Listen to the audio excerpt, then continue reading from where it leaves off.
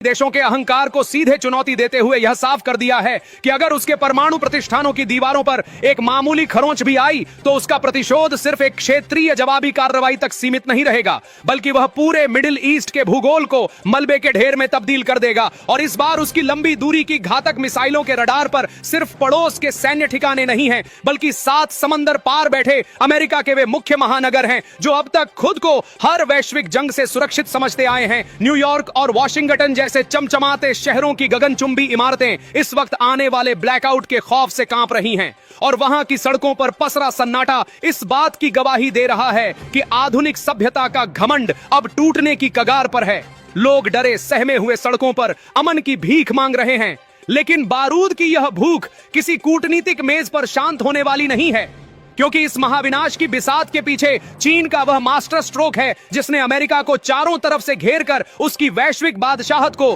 पूरी तरह घुटनों पर ला दिया है। दक्षिण चीन सागर में चीनी युद्धपोतों और न्यूक्लियर सबमरीन्स की अचानक बढ़ी हलचल ने अमेरिकी नौसेना की रीढ़ को हिलाकर रख दिया है, जिससे दुनिया की सबसे बड़ी सैन्य शक्ति होने का दावा करने वाले देश की साख आज पूरी तरह मिट्टी में मिलती नजर आ रही है। इस बदलते हुए समीकरण में अरब जगत की गहरी और रहस्यमयी खामोशी ने पूरी दुनिया के रणनीतिकारों को और भी ज्यादा हैरत में डाल दिया है, क्योंकि संयुक्त अरब अमीरात और कतर जैसे देशों ने पर्दे के पीछे एक बेहद अप्रत्याशित फैसला लेते हुए अपने रणनीतिक एयर स्पेस को अमेरिकी लड़ाकू विमानों के लिए पूरी तरह ब्लॉक करने का मन बना लिया है, जिसके कारण इस पूरे महासंग्राम का पलड़ा अब पूरी तरह से तेहरान की तरफ झुकता हुआ दिखाई दे रहा है। ईरान के भीतर अपने सर्वोच्च कमांडर की शहादत के बाद जो गुस्से की आग भड़की थी, वह अब किसी आम बदले की भावना से कहीं ऊपर उठकर एक वैश्विक सुनामी बन चुकी है, जो दुनिया के हर शांति समझौते और अंतरराष्ट्रीय संधियों को जलाकर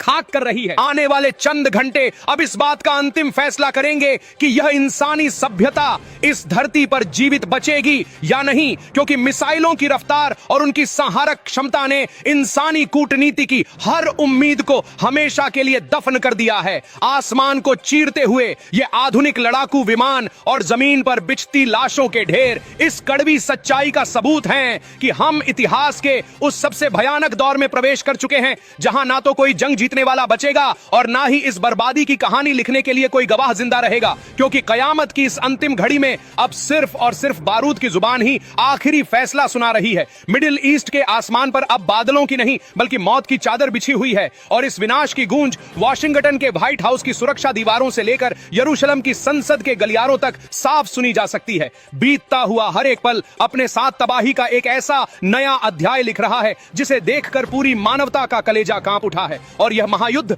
अब उस अंतिम अंधेरे मोड़ पर आ खड़ा हुआ है जहां वापसी का हर रास्ता हमेशा के लिए बंद हो चुका है। अब बातचीत का दौर और कलम की ताकत पूरी तरह बेअसर हो चुकी है, क्योंकि अब केवल ईरान की हाइपरसोनिक मिसाइलों का शोर ही दुनिया का नया नक्शा तय कर रहा है। ईरान के रिवॉल्यूशनरी गार्ड्स ने जिस तरह से इस सैन्य ऑपरेशन को अंजाम दिया है और उसके महज 72 घंटों के भीतर पूरे इजराइल और खाड़ी देशों में मौजूद अमेरिकी अभेद्य ठिकानों की धज्जियां उड़ाकर रख दी हैं, उसने आधुनिक सैन्य विज्ञान की पूरी थ्योरी को ही बदल दिया है। अमेरिका जो कल तक अपने पैट्रियट मिसाइल फैंग यू सिस्टम और सैन्य श्रेष्ठता के दम पर पूरी दुनिया को डराता था, आज उसके सबसे बड़े जनरल और रणनीतिकार बंद कमरों में पसीने से तरबतर दिखाई दे रहे हैं, क्योंकि युद्ध के मैदान से जो जमीनी हकीकत सामने आ रही है वह पेंटागन के दावों से बिल्कुल उलट कहानी बयां कर रही है। ताजा खुफिया रिपोर्टों और IRGC के आधिकारिक प्रवक्ताओं द्वारा साझा किए गए आंकड़े रोंगटे खड़े कर देने वाले हैं। उनका दावा है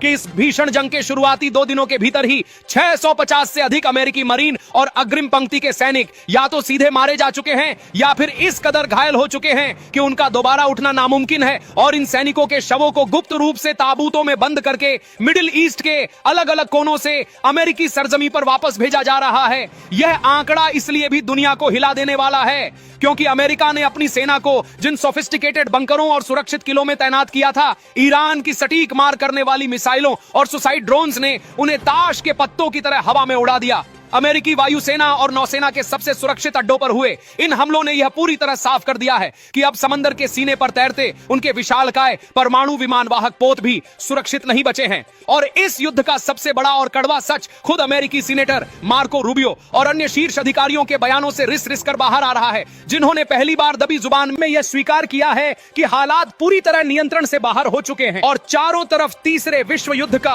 वह खौफनाक शोर साफ सुनाई दे रहा है जिसकी कल्पना मात्र से रूह कांप जाती है।